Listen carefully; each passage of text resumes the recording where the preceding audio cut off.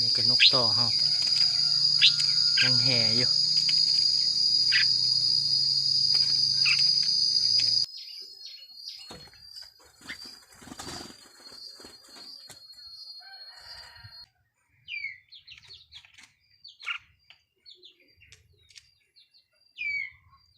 อยู่ในกันโดนยังแห่อยู่เลย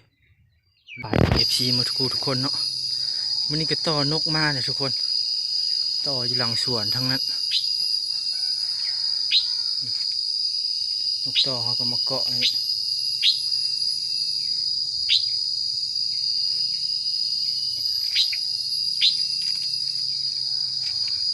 เกาะน้ำนกตัวหนึ่งอยู่ในนี่เนาะยังเหลือตัวหนึ่งหมูมีกรงไส้จะมีกรงไส้เขาก็เอาออกมานี่ก็นกต่อเขายังแห่อยู่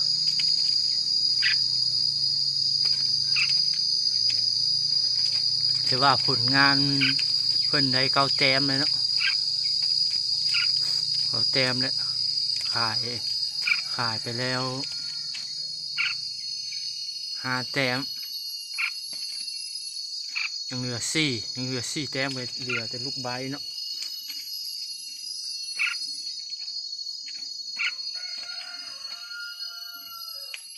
เหลือแต่ลูกใบ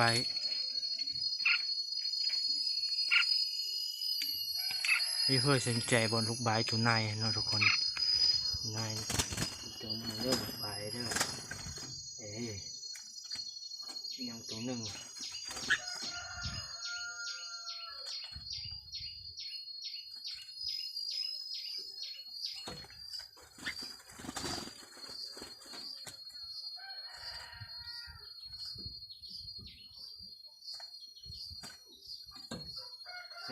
เนาะลูกใบ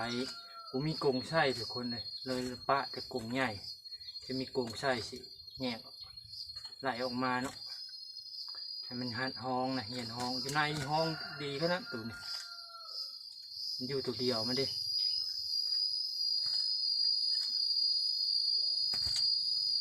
มันอยู่ตัวเดียวมันห้องดีขนาด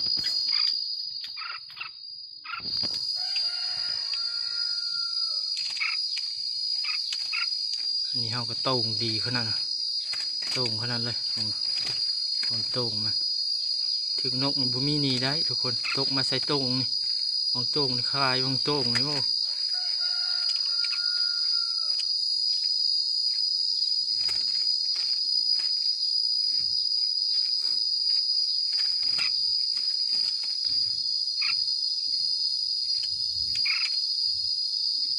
อยู่ทางหน้าบ้านก็ยัง3 โตแล้ว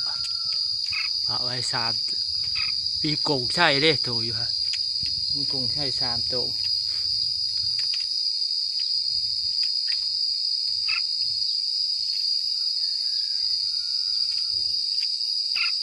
วานก็ลงคลิปให้ FC ทุกคนเบิ่งเลยเนาะ3 โตเนี่ย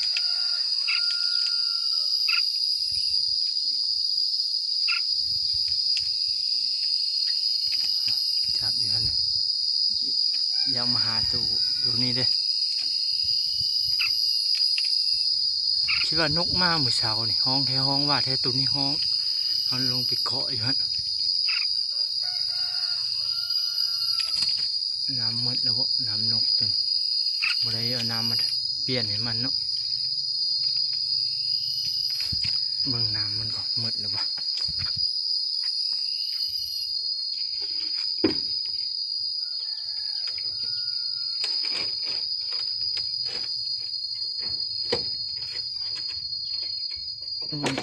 ยังไม่เดี๋ยวน้ำมาให้มันก่อนเดี๋ยวน้ำให้นกก่อนทุกคน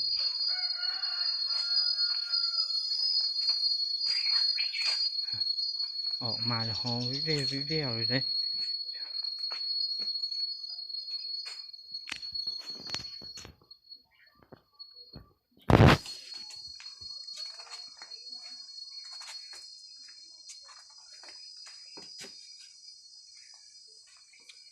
บ่ได้เติมน้ำให้มันโดนเลยเนาะ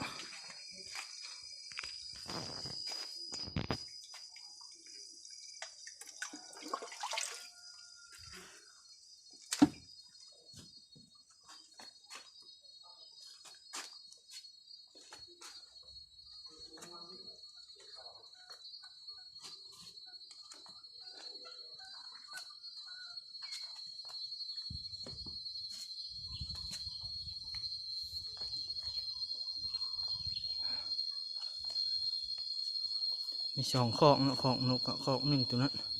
แต่ว่าบริใส่นกตัวนั้นนะยันหนูมากัดเอาเลยย้ายมาใส่คอกนี้คอกนี้มันมาตรฐานอยู่คอกเล็กเป็นนางเล็ก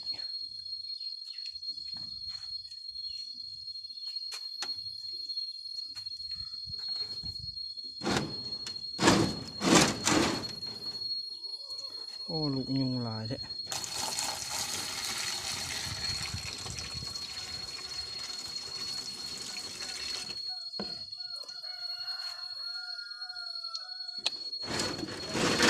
โอเคเรียบร้อยทุกคนมันใส่มันเลย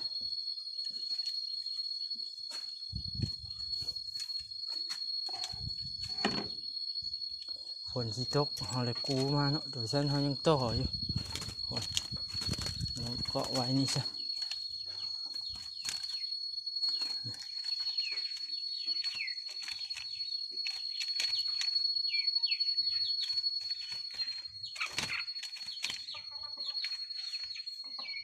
เก่าแต้มแล้วเริ่มหมานเลยตัวนี้ก็ฝนทำตกมาเลยทุกคนมึงท้องฟ้ามืดอยู่เลยผมมืดคืมอยู่ลูกไว้ก็บุหลงผูงมาเนี่ยแต่เบิ่งมืออื่นมือฮือเนาะ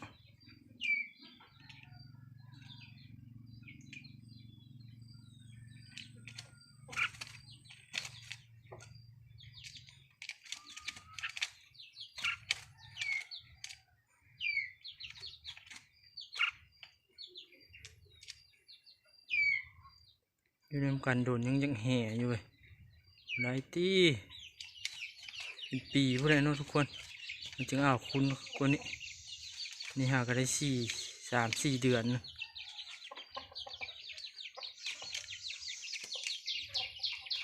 ตัวเก่าก็ตายตัวมดจืดตัวเก่งแค่เลยขายเนาะเอาขาย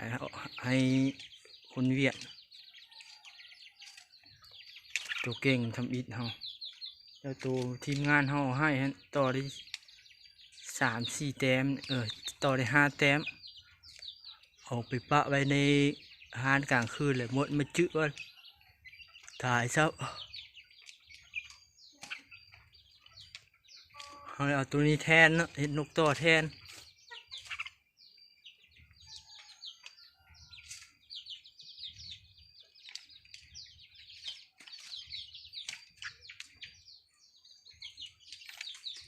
ยามนี้มันม่วงสุกจะบุได้เอาให้มันกินเนาะตัวนี้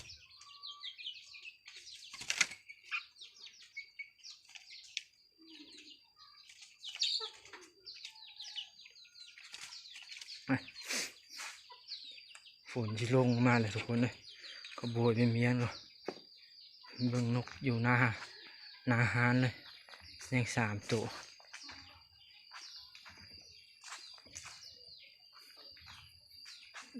ก็เกาะมันเก้ามาแหละ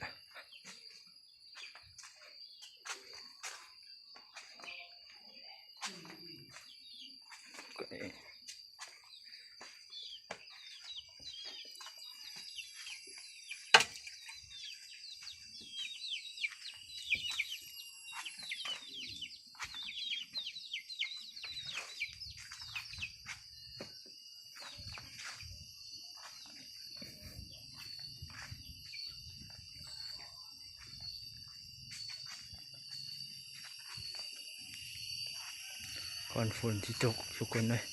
เราก็อัดคลิปก่อนยานฝนตกเลยพาห้องนะ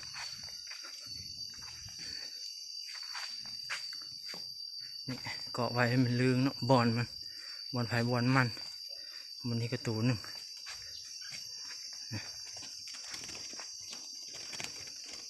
ยังแห่อยู่เป็นลูกใบนั่นแหละ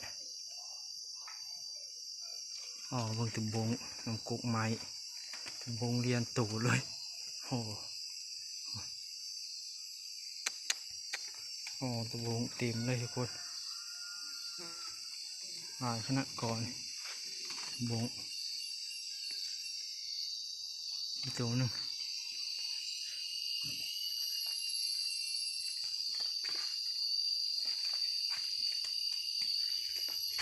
โอ้ ตัวนี้หัวอาหารจากมดแหละตัวนี้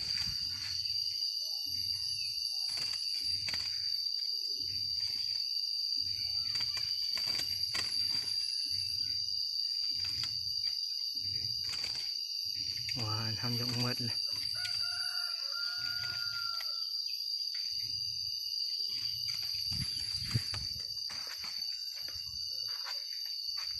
ตัวสุดท้าย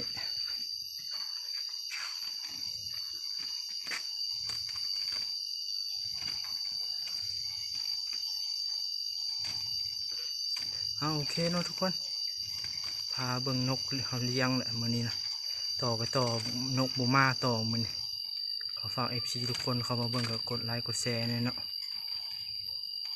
เจอกันในคลิปหน้าทุกคน